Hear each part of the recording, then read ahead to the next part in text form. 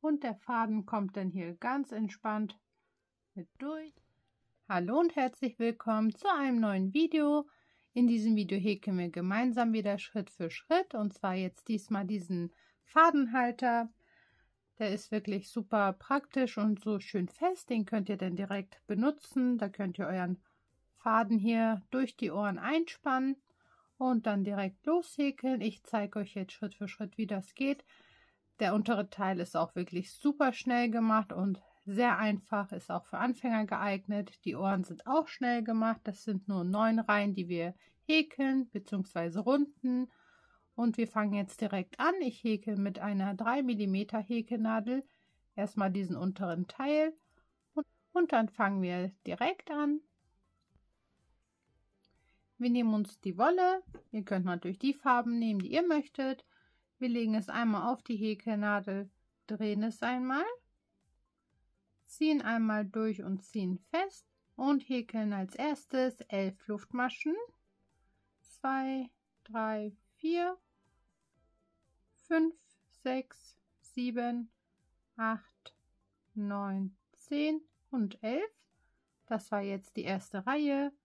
Dann stechen wir direkt in die nächste rein. Direkt in die nächste Masche, holen den Faden und machen eine feste Masche. Und wir häkeln so gesehen jetzt zurück. Dann die zweite feste Masche, die dritte, die vierte, 5, 6, 7, 8, 9 und die letzte, die 10. feste Masche. Das haben wir dann schon mal fertig. Jetzt machen wir nach jeder Reihe immer eine Wendeluftmasche. Das dürft ihr nicht vergessen. Eine Wendeluftmasche, dann drehen wir das Ganze. Und jetzt haben wir immer 10 feste Maschen zu häkeln und am Ende jeder Reihe eine Wendeluftmasche.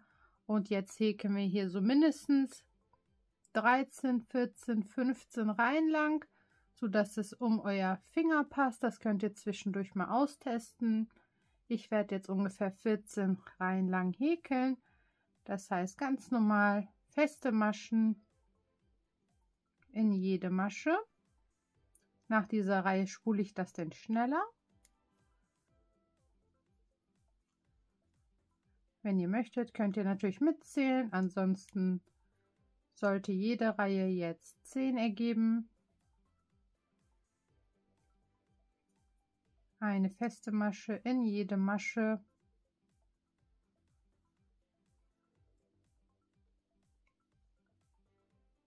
Und hier auch am Ende ist noch eine feste Masche. Am Ende der Reihe angekommen, wieder eine Wendeluftmasche. Wir drehen das Ganze und machen jetzt noch weitere 12, 13, 14 Reihen, je nachdem wie ihr das braucht. Immer 10 feste Maschen und am Ende jeder Reihe eine Wendeluftmasche. Ich erzähle euch auch gleich, wie es bei mir war, wie viele Reihen ich gebraucht habe. Natürlich ist auch jede Wolle anders dick oder anders dünn. Da kann es natürlich sein, dass ihr ein paar Reihen mehr oder weniger braucht.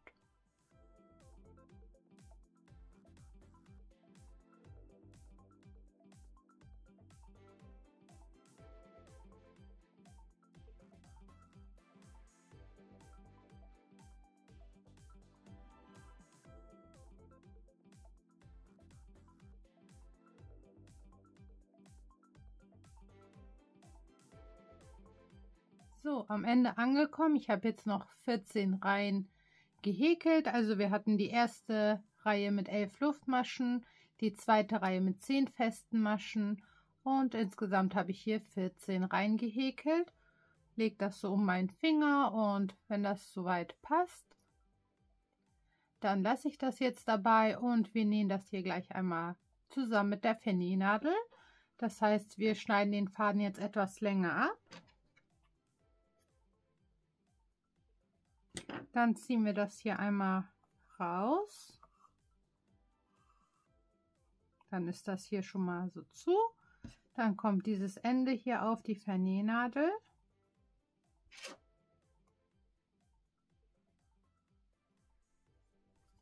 Und dann nehmen wir uns hier das Stückchen. Beide Seiten sehen identisch aus. Wir legen das einmal drüber. Und jetzt werde ich einfach von einer Seite in eine Schlaufe reingehen und auch auf der anderen Seite in eine Schlaufe und werde das jetzt hier so durchziehen, und das mache ich jetzt Masche für Masche so. Dann die zweite Masche, aber nur durch eine Schlaufe, auf der anderen Seite durch eine Schlaufe und ziehe es fest.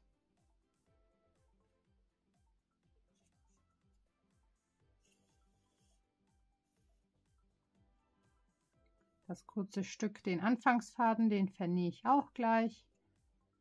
Und das machen wir jetzt auch einmal hier die ganze Reihe entlang. Immer durch eine Schlaufe. Den Faden hole ich mir hier immer so nach vorne.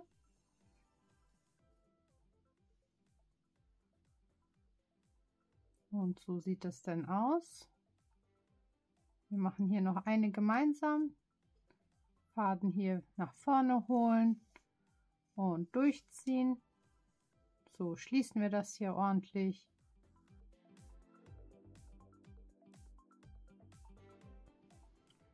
Hier am Ende jetzt angekommen. Ich habe jetzt die ganze Reihe verschlossen. Jetzt könnt ihr das entweder hier jetzt auf der Seite den Faden vernähen und dann umstülpen, wenn ihr das so lassen möchtet und diese Seite für euch ganz normal außen sein soll, dann könnt ihr den Faden jetzt auf der Innenseite vernähen. Den vernähe ich denn jetzt auch einmal und dann fädeln wir uns eine andere Farbe auf die Vernähnadel und machen die Augen und die Nase.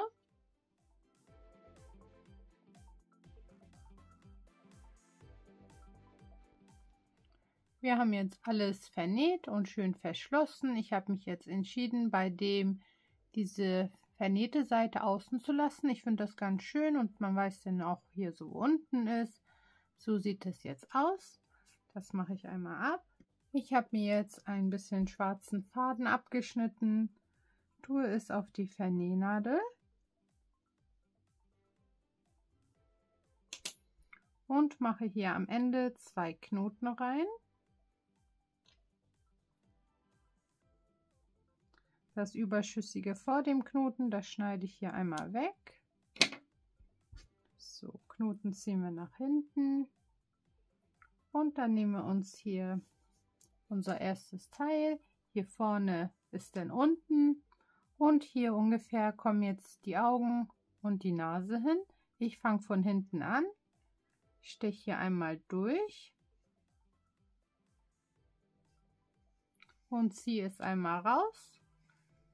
Der Faden mit dem Knoten bleibt hinten, dann gehe ich eine Reihe tiefer und steche da auch einmal rein und gehe an der Seite raus mit der Nadel. So haben wir das erste Auge, da gehe ich jetzt noch mal drüber, also von oben wieder rein und unten wieder raus. Und diesmal gehe ich auf die andere Seite raus, weil wir damit jetzt das zweite Auge gleich machen. So sieht es aus. Und dann so, wie es euch gefällt, mit dem Abstand wieder auf derselben Höhe raus. Nach unten hin wieder rein.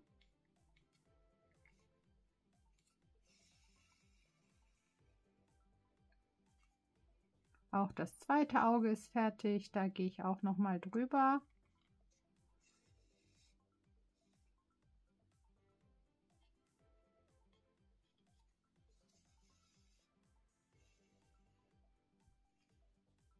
So sehen die aus. Jetzt machen wir die Nase und wir versuchen das hier mittig zu machen und wir machen das hier über eine Masche. Das heißt, ich gehe wieder von hinten rein, hole den Faden raus, gehe einmal runter. Ihr könnt natürlich die Gesichter machen, die ihr auch möchtet. Dann gehe ich hier noch mal rein. Das wird dann jetzt erstmal so ein Dreieck. Und dann wieder daraus, so dass alle Stellen so einmal bedeckt sind. Dann gehe ich noch mal hier oben raus und dann noch mal nach unten und dann sind wir auch fertig. Dann machen wir gleich die Ohren.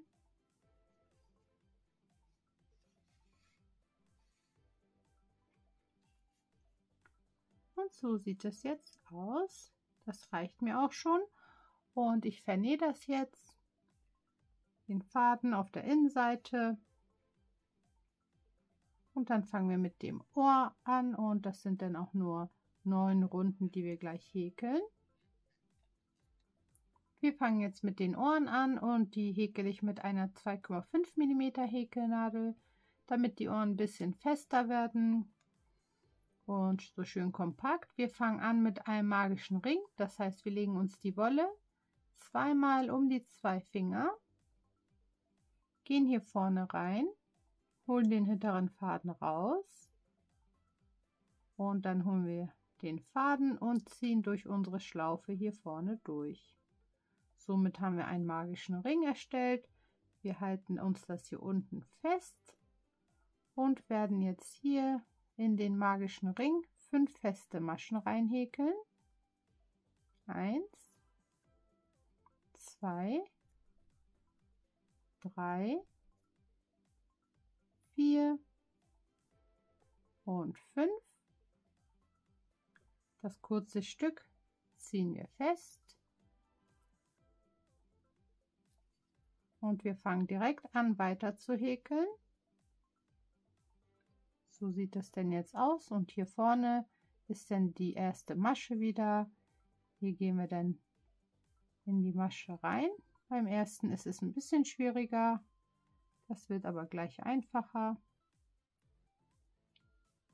So sind wir in die erste Masche schon mal rein, holen den Faden, arbeiten mit festen Maschen und machen hier die erste feste Masche rein und in dieselbe Masche machen wir auch noch mal eine zweite. Dann in die nächste Masche machen wir wieder 2 feste Maschen. Wir verdoppeln jetzt diese Runde, so dass wir gleich 10 feste Maschen haben. Hier kommt dann die dritte und die vierte rein. In die nächste 5 und 6. In die nächste die 7. und die 8. Und in die letzte 9 und 10. Somit haben wir die zweite Runde auch schon fertig. Jetzt mache ich mir hier einen Maschenmarkierer ran. Jetzt sind wir in Runde 3 und wir werden jede zweite Masche verdoppeln. Also in die erste Masche nur eine. In die zweite machen wir dann 2 feste Maschen. Dann wieder nur eine. Und wieder 2. Das machen wir im Wechsel die ganze Runde entlang.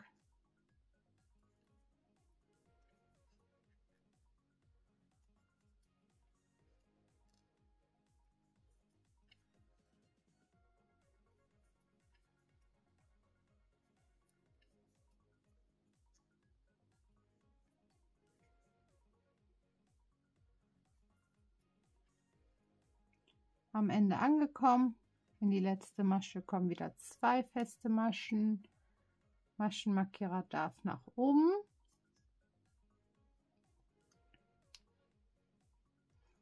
Die Seite stülpen wir jetzt so ein bisschen um schon mal. Und jetzt werden wir in der 4. Reihe nur feste Maschen machen, also nur eine in jede Masche. Das einmal die ganze Runde entlang. Eine feste Masche in jede Masche.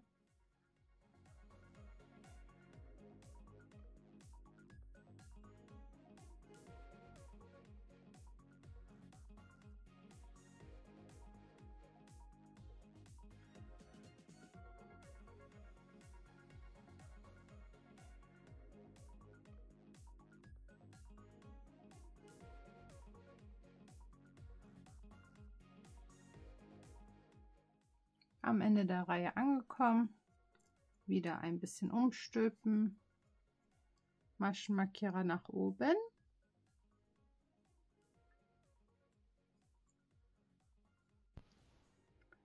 In Runde 5 werden wir jetzt Abnahmen machen, damit wir unsere schöne Form kriegen.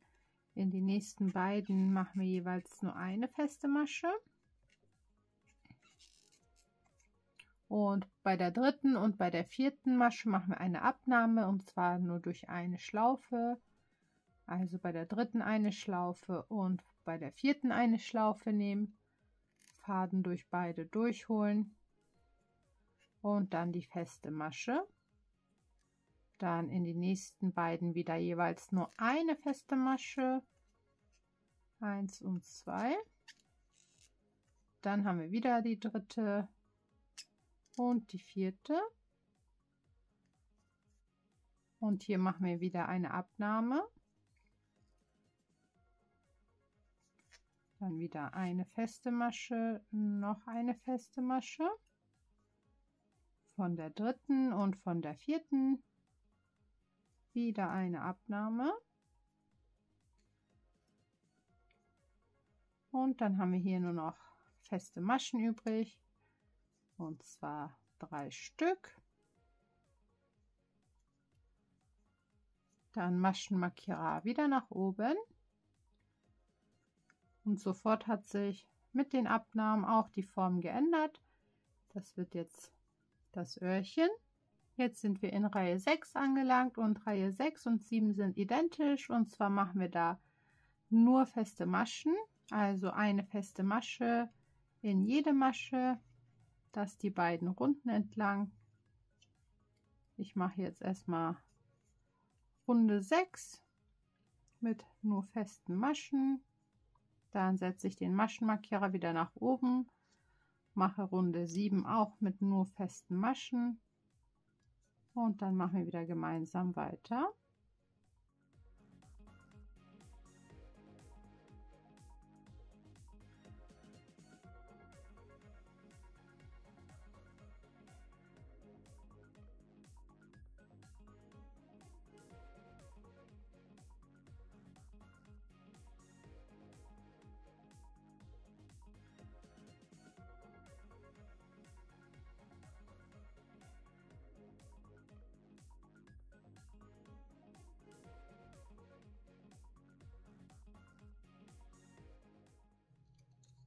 Am Ende der 7. Reihe angekommen, Maschenmarkierer wieder nach oben.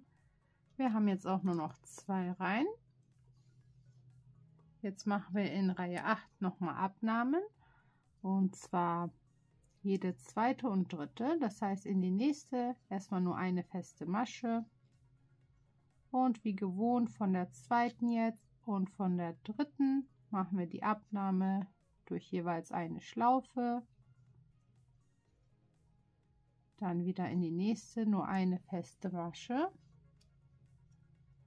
und von der 2. und von der 3. wieder die Abnahme und das auch die ganze Runde entlang.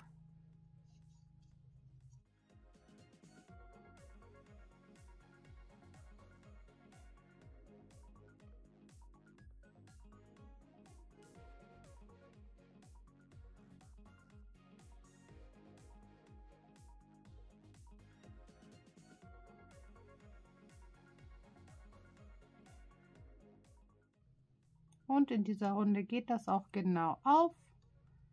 Wir machen noch die letzte Abnahme. den Maschenmarkierer nach oben und jetzt häkeln wir unsere letzte Runde, und zwar nur mit festen Maschen. Eine Masche pro Masche. Diesen Anfangsfaden schneide ich ein bisschen kürzer und den Rest schon mal hier in die Mitte, dann stört das nicht so beim Häkeln. Und jetzt beenden wir unser Ohr mit den festen Maschen. Einfach nur eine feste Masche in jede Masche. Das sind jetzt auch nicht mehr viele.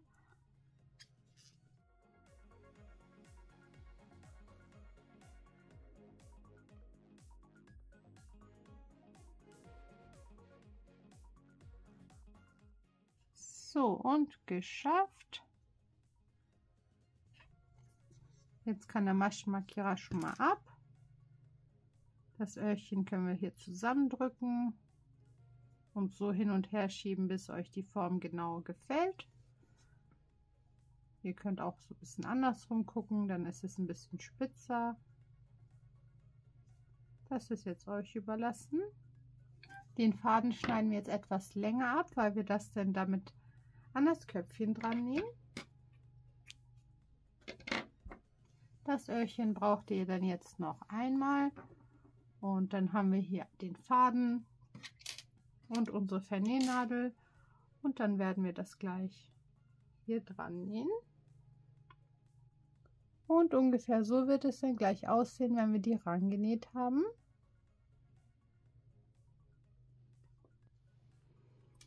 So, jetzt nehme ich mir das erste Ohr und werde die so dicht beieinander hier vernähen, so dass wirklich nur 1 bis 2 Maschen in der Mitte übrig bleiben und da direkt kommen dann die Öhrchen. Ich nehme mir das erste.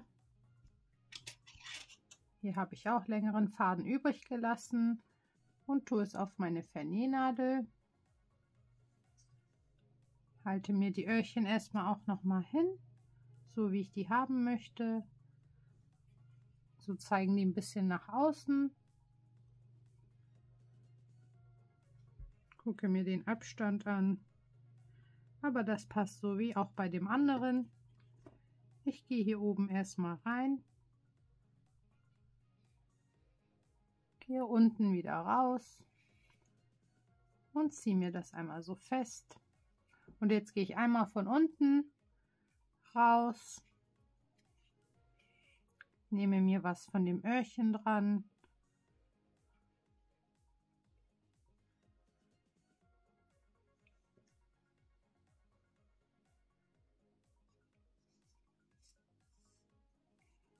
Ziehe es zwischendurch schön fest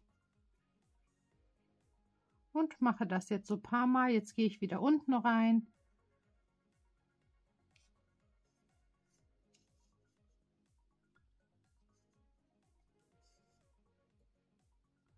Und dann auf der anderen Seite jetzt wieder raus.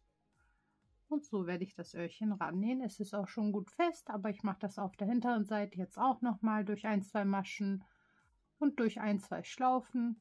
Und dann sind die schön fest. Das mache ich mit dem anderen genauso und zeige euch gleich nochmal das Endergebnis.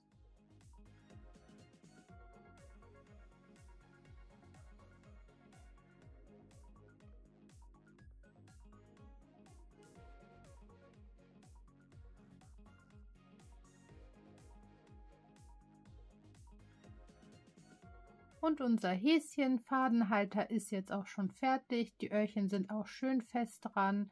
Das ist natürlich super, um den Faden da drin zu halten. Und dann könnt ihr direkt loslegen, euer Faden hier reintun und direkt loslegen mit Häkeln. Und der Faden kommt dann hier ganz entspannt mit durch. Das ist wirklich super. Schreibt mir gerne in die Kommentare, was für Tierchen wir noch häkeln könnten als Fadenhalter oder auch andere Ideen. Das würde mich freuen. Lasst mir gerne einen Daumen nach oben da, abonniert meinen Kanal, teilt das Video gerne mit Freunden und Bekannten und dann sehen wir uns die Tage auch schon bei einem neuen Video. Ganz viel Spaß beim Mithäkeln. Bis dahin!